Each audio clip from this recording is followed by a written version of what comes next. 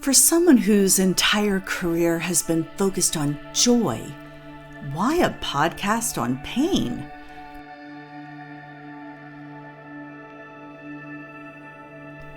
Because these stories need to be told. A good phoenix rising out of the ashes story reminds us all that not only can we survive, we can thrive. And when we emerge, we're different. That's the alchemy of pain.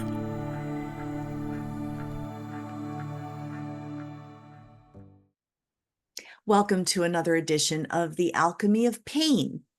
This is not where we glorify pain, but where we speak to people who have been through painful experiences and they made it through, which means you can too. They learned, they grew, they changed, and in many cases found their purpose through their pain. And when I, through LinkedIn, met my next guest, this is our first official time really talking together, I was struck by a series of painful events in his bio. My guest today is Lance Cibik, who is a speaker and coach. His LinkedIn bio says, "The odds were stacked against me, and yet he serves in beautiful ways today in the world." Lance, welcome. And how do you serve in the world today? Brenda, thanks for having me. Thanks for the introduction. As I mentioned to you in the pre-show, I love your last name, Viola. It's given me an opportunity to pause and reflect on my paternal grandmother, Viola Cates. Also, she would go by Vicky, and she was just a wonderful person in my life. So thank you for that, even though that wasn't your goal out of the gate here. Today, I serve really in a capacity of a motivational speaker as well as a coach. And the premise of what I'm doing today really hinges on part of what we're talking about, part of what you talk about and speak about, and really what you stand for, which is taking your past pain, your suffering, your adversity, your trials, your circumstances, and actually using it to be a place that you can find your purpose, that you can use to impact other people's lives, and ultimately also achieve success in your life as well as even in business. And so I'm really excited about getting the opportunity to get on stage, to share a message of hope and inspiration and encouragement, but also the opportunity to do one-on-one coaching with those folks that need someone to come alongside of them in their journey. And so thank you for having me this morning. Oh, I'm thrilled. And I just want my audience who's watching video to not give Lance the side eye and say, wait a minute, young, handsome, well-spoken, successful. Come on, what's this guy going to tell me? And I will tell you, when he says the odds were stacked against him, wait till you hear some of the backstory. Give us some examples of how the odds were stacked against you, Lance. Yeah, it's funny you say that, Brenda. I didn't ask you to say that, but part of what I open with sometimes, depending on the audience, if I go into a high school, for example, in and around my community, that's a tough part of the city, right? Primarily minorities, primarily dysfunctional families and or low income neighborhoods. In comes this 6'2" white guy that's fit and has a hairstyle a certain way or dresses a certain way. And I usually start by saying, well, you may be thinking about right now, like, what does this guy have anything in common with me? And then I go on to start to review parts of my story. The reality is I may have more in common with you than you may think, And to your point, I start off by saying, hey, from the moment I took my first breath, the odds were stacked against me. I was initially born to my dad, a high school dropout. He went on to get his GED, but he was at one time a high school dropout. And so from the moment I took my first breath, the odds were stacked against me. If you think about being born into a high school dropout family, even if they ultimately both get their high school diploma and nothing else, we live paycheck to paycheck, right? So I was born into what you can call poverty. You know, the idea of growing up in an educated family with good jobs and the nice neighborhood with the white picket fence and access to good schooling to ultimately go on to college and be successful one day, the odds were stacked against me. I go on to share, Brenda, that even 4 days before my first birthday, 4 days before my first birthday, my dad and I were sleeping in bed on one Saturday morning, and my mom drove her car to a nearby shopping center parking lot. She got up early while my dad and I were still asleep. And I try to imagine the thoughts and feelings that my mom would have had during that moment. Sadness, hopelessness, despair, depression. You see, in that moment, my mom was about to make a decision that would not only impact her life, but would have a ripple effect across many people's lives, including mine, her only son. Because in that moment, my mom decided to take her own life and commit suicide. So here I am, 4 days shy of my first birthday, born initially to a high school dropout dad, now going to have to face the world without my mom. And so all before my first birthday. Let me pause there for just a moment. Yeah, because, I'm hoping that the people that find this podcast, often they are in a dark time. And I want to encourage them, if they ever feel that kind of despair as your mother felt, that before they do something that changes their world and everybody that loves them, please get help, reach out for help. In fact, at this point, I'm going to put the phone number of the suicide prevention hotline so that you can know that, I have faced the darkest of times and have really sometimes thought, this is it. Where do I go from here? And invariably, the cloud lifts and circumstances change, and this too shall pass. But when you're in it, you just don't feel like you can survive it. So, no judgment toward your mom, but then there you were. How did you then navigate life, knowing this painful thing and having the loss of your mom? What happened next? Well, thank you for sharing, Brenda, just that there is help. Fortunately, we live in 2024 versus the early 80s when there wasn't as much awareness and acceptance around mental health and some of these feelings that people have, or even postpartum depression. And so I agree with you. I spent a lot of time in the month of September discussing suicide prevention and just making sure that the more we talk about mental health and the challenges that people face, the more acceptable it can become, so that people are brave and willing to come forward to share some of the struggles that they're going through, and they can do it alongside of someone, help, community, therapy, etc. So here I am, 4 days shy of my first birthday. It was a difficult time because here my mom's side of the family, including my mom's mom, my grandmother, as well as my mom's sister and other folks, they couldn't accept the fact that my mom, my sweet, beautiful mom, could take her own life. And so they began to turn their attention to my dad. And they would spend their lifetimes seeking to convince me as a 2-year-old, all the way through my teenage years, and even as a young adult man, seeking to convince me that my dad was not just my remaining parent, but my dad murdered my mom. And I remember being sat down at kitchen tables, and they would hit the big red record button on old cassette recorders, and they would say things like, "Lance, you remember going that Saturday morning with your dad and your mom to that shopping center? Lance, you remember watching your dad take that pistol and take your mommy's life? You remember that, don't you, Lance?" So think about that for a moment. I'm not even 1 year old, 2, 3, 4, 5, 6, and they're trying to convince me and catch me on audio recording that my dad took my mom's life. And they would take out a criminal investigation, a civil investigation. All charges were dropped. There were no findings of such a thing. And around this time, my dad also remarried. So I had a stepmom, and she had 3 kids from a previous relationship. My dad and her would go on to have 2 kids, my 2 half-brothers. But as I grew up in that step family, I was the outcast. I was the kid from another mother. I was the outlier. I looked different. I talked different.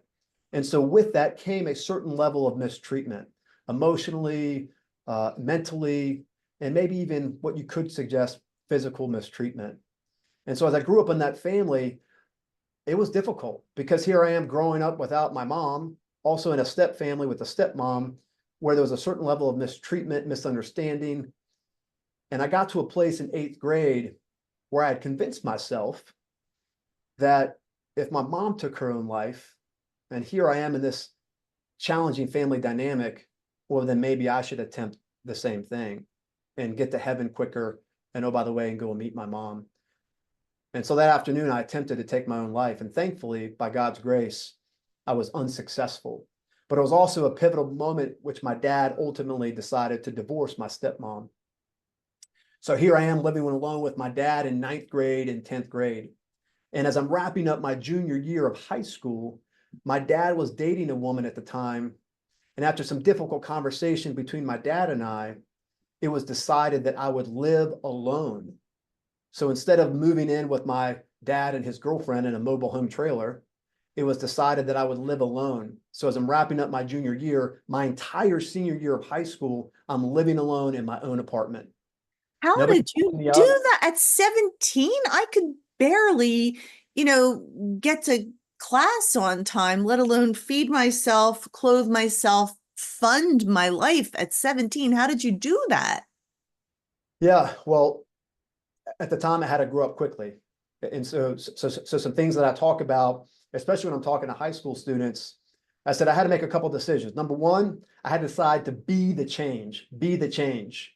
Nobody was coming to save me, right? Despite the circumstances that I was born into, despite growing up in a paycheck to paycheck environment, despite losing my mom, despite now being just with my dad, and despite this now new decision for him to live with his girlfriend and for me to live alone, despite all of that, I had to decide to be the change. If I wanted to make a difference in my life and for my future and in my family, I had to decide to be the change. I had to do something about it. Number two, I had to just. Well, I just have to interject for a moment. Wait a minute. There was this big pivot. So, 8th grade, you try to kill yourself, thankfully, unsuccessfully.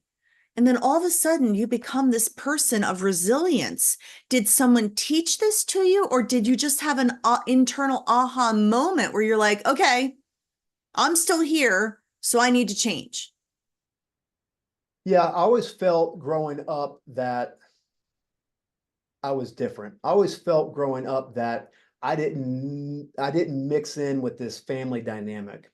And I remember sitting in the back of the car often staring out the window as we're driving down the street, just thinking to myself, one day when I'm old enough, I can get out of this environment. One day when I can make my own decisions, I can move away from this. Now, also going through school, think middle school and high school, I started to be attracted to the students in the class that came from the good families, that were making the good grades, that lived in certain neighborhoods, that wore certain clothes, where their parents were doctors and attorneys and business people. And so I started gravitating to those folks, seeking to be around them, be a part of their groups. Even though, like, I was the kid that was growing up poor, I was still able to focus on my controllables, which were grades. And so if I could study hard and make good grades, then I could be a part of this club, right? The good grade club. This And is so I just so started to good. lean on certain classmates and teachers and be attracted to the life that I once would want to have. Beautiful. I love that. So the first one was be the change. And I'm sorry I interrupted you, but I just needed to drill down on that for a minute. Go ahead. Yeah, number two is rise up, right? I always say there's a lot of things that we think about, but very few of us rise up, get out of bed, get off the couch, get out of the chair, actually do something about it. And so when I'm in high school at the time, I recognized that one of the main things that I can control was centered around academics. I could pay attention in class, I could study hard, I could seek to make the A's because I knew if I could control the academics, that could lead to the high GPA, which ultimately could lead to college acceptance, which could lead to maybe scholarships and these types of things. Number three, I had to hustle hard. And I talk about just this concept of hustle. And some folks in 2024 are anti-hustle culture. But back then I said, hey, listen, I've got to look at the person to my left, to my right, in front of me and behind me, and I'm going to have to do more than they're doing, right? To create some separation, one more rep kind of mentality, one more hour of studying to get the high grade on the test. And then fourth was this sort of game time mindset. Anyone, anywhere, anytime. I played soccer, I played basketball in high school. And so it just comes back to this concept of you put in the practice, you put in the reps, you can get into this mindset that you're ready to compete with anyone, anywhere, anytime. And so that's the mindset I started to develop at that age range, which ultimately led to getting the most improved student award from freshman to senior year, which also had a small scholarship attached to it. So just like any muscle in the gym, you exercise the mental muscle to strengthen it and transform your life. Do you think 100%. anyone can do that? Well, I think anyone can do that, and I'm careful especially when I talk to the youth in this regard. I make recognition of the fact that I'm not suggesting that my situation was worse. I'm not suggesting that my situation was better. I'm not suggesting that my situation is the same. Some of you have grown up without both parents. Some of you are living in even worse poverty. Some of you are dealing with health conditions, on and on and on and on. But what I do want to provide hope and encouragement is that in many cases, you still have a decision to be the change. You can still rise up and do something, create separation from those people around you, hustle hard, put in some extra reps, get off social media, watch less TV, hang out with the right folks. You can still control many of your controllables so that you can get into number 4 anywhere, anyone, anytime, and that game time mentality. So I still think there's opportunities for many folks to make some adjustments to put themselves in a better place, for sure. So you ended up being a first generation college student, as I was. I remember, funny story, when I wanted to go to college, nobody else in my family ever had. My mom, in all seriousness, looked at me and said, "But Brenda, you could be a cocktail waitress at the casinos," because they had just opened up in Atlantic City. I'm telling you how old I am then. And, it was just outside of the frame of reference to consider going to college. But there was something in me that was like, you sort of, I think what you're meant to do is in you from the time you're born. And if you don't stifle it and you just give it a little air to breathe, it will blossom. You ended up getting into college. Yeah, it was really just riding the wave, right? Just riding the momentum. I realized that I wanted to take my past pain, right? I wanted to take my past circumstances, what I was born into and what I didn't have control over. And at this point in life, I did have control, right? Based on those 4 things that I mentioned to you before. I knew that I could get financial aid, student loans, and federal grants. And I knew I can continue to work 5 days a week. I mean, I was working 5 days a week every single week for 4 straight years. And I just kept the same mindset, focus on grades, get a 4.0, get another 4.0, get another 4.0, make money, make money, make money. Friday, Saturday, Sunday, when everybody else is partying or joining fraternities or sleeping in or whatever, okay? I'm working, I'm making money to survive, I'm studying to get the grades. And when you stack that day after day, week after week, month after month, year after year, then you get to the place where you're graduating at the top of your class, right? And now you're more attractive to the future employer.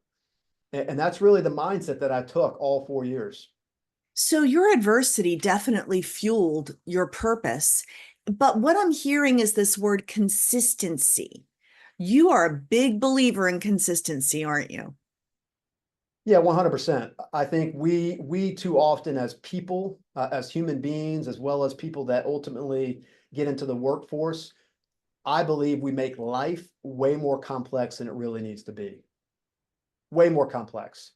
I mean, if you think about some of the things that I'm talking about, they're not what some people refer to as rocket science. It's really mastering the basics and doing them consistently day after day after day. I had to make a decision. I wake up in the morning.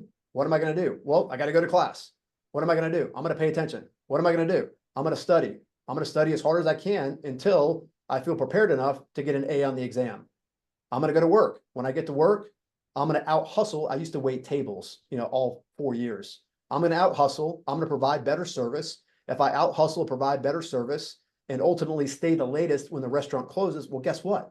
I'm going to be the one that walks out with the most amount of money. It's not because waiting tables and providing service and excellence to the customer is overly that difficult, but doing it day after day after day after day and applying hustle, high repetitions, lots of tables can be difficult for some. And so I'm just a big believer in doing basic things really, really well, consistently day after day after day, which ultimately stack up to separation and putting yourself in the 1% relative to the population. And I find when I coach people, sometimes it's just defining and getting clarity on what that first step is. And you help people get unstuck by identifying the thing to focus on and to be consistent about. How can people contact you, by the way, if they want to work with you or if they want you to speak to their group? Yeah, thank you for that. Well, you can go to my website, lancecibik.com. You can also find me on LinkedIn. That's really the only social media that I spend time on. Lance Cibik, CIBIK.com. And you can contact me at info@lancecibik.com. I spend time talking to youth. I spend time talking to associations, and I spend time talking to corporations. And so if the listeners are in need of a motivational speaker, a sales performance type of speaker, or someone just to offer up general motivation to your audience, despite the difficulty or circumstances that they're going through, I think my story and message will resonate. I almost feel like I want to title this The Anti-Victim, because you could have embraced a woe is me, feel sorry for me. Well, it just doesn't work out for people like me. And you are truly a victor in your life. I have to say, though, I could imagine you on Wall Street or in one of the big corporate offices making that big paycheck. And here you are now serving people. Maybe you're not waiting on tables as I used to all through college, but you chose to serve. When did you realize that this would be your purpose? Yeah, well, you're hitting where I spent 22 years. Okay, I've spent 22 years working for financial services firms, wealth management firms, what you just labeled as Wall Street firms. And so when I got out of college, I rode the wave as assistant vice president, senior vice president. And so I was a sales and leadership person in Wall Street firms, many big firms. I would travel across the country. I would do a ton of corporate speaking. I would run 2 and 3 day workshops.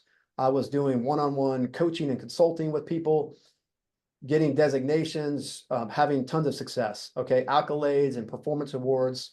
But I was laid off from a company December 2023, so 8 months ago.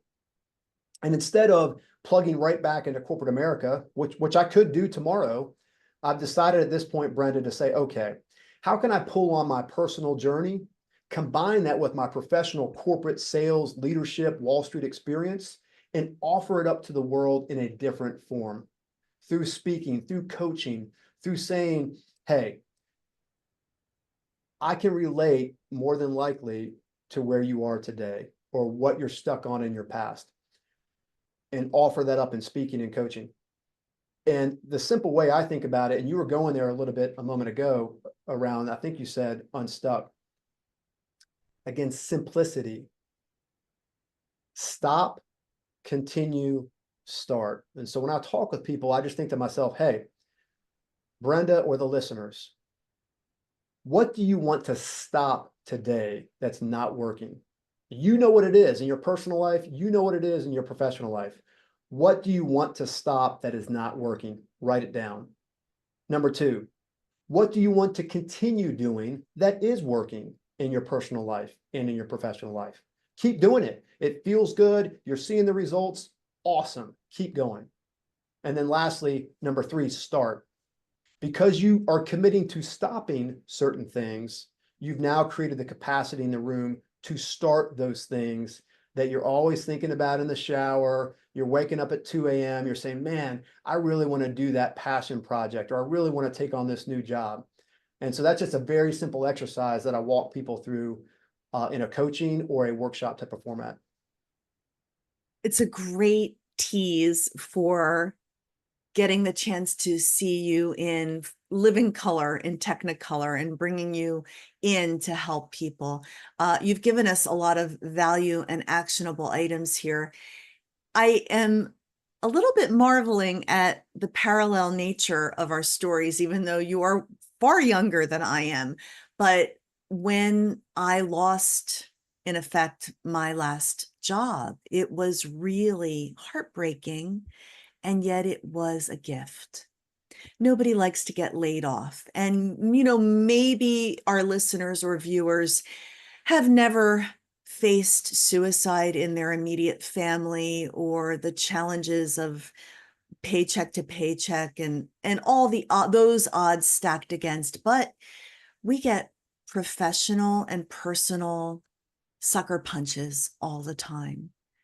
And you can either choose to see them as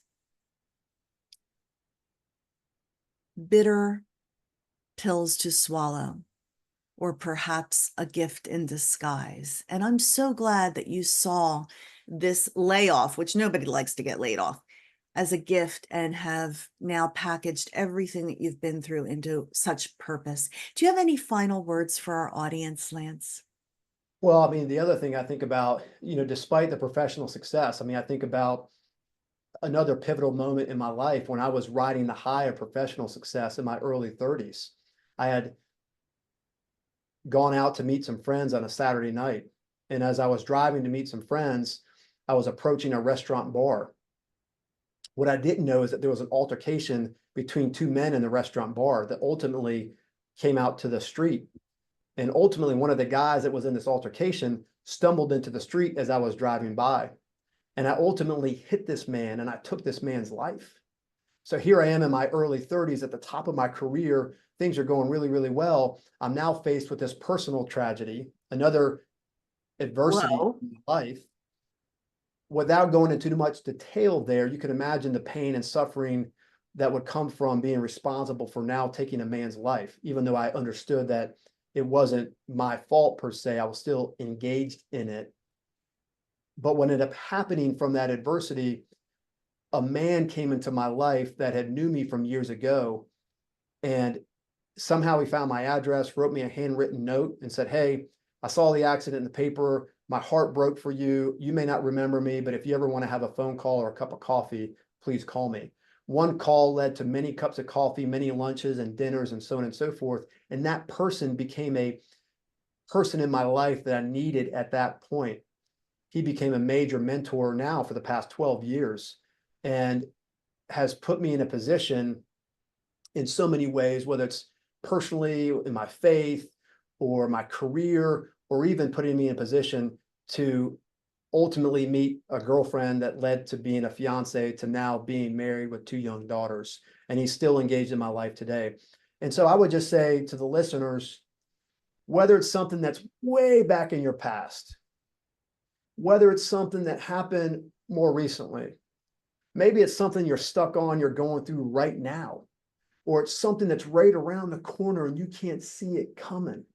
It could be personal, tragedy, health, loss of life. It could be, like Brenda and I are talking about, professional loss of job or career confusion. I'm not suggesting that that's a fun place to be. I just hope by me sharing my story this morning that you can find yourself somewhere in it as it relates to your life, to give you some hope, to give you some encouragement that one day you might actually be able to use that to be the very place that fuels you for your purpose, that it might actually be the very place that drives you to have impact in so many people's lives. And then lastly, the place that you find success in. I'm so happy. Like, I'm cheering at the end, like, and now here you are with your own family and a beautiful story, yet still born of a tragic instance that you would have never asked for. And yet it was the catalyst to bring people into your life that changed it forever. Well, drop the mic. One of my favorite interviews. Lance, thank you for being here. I hope we get to work together sometime. Thanks for having me. It was a joy. Appreciate you It giving me. was a joy, and I'm so glad I happened to have Viola in my name to make that connection with your grandmother. To our audience, I know you can't help but have been encouraged by Lance's story. Please do reach out to him if you'd like some one-on-one coaching or if you need motivation and inspiration at your next conference or team meeting. And as I always say to close every podcast, if you're in that dark place, keep pressing against that chrysalis. You are creating strength in your wings so you can fly. Have a great day.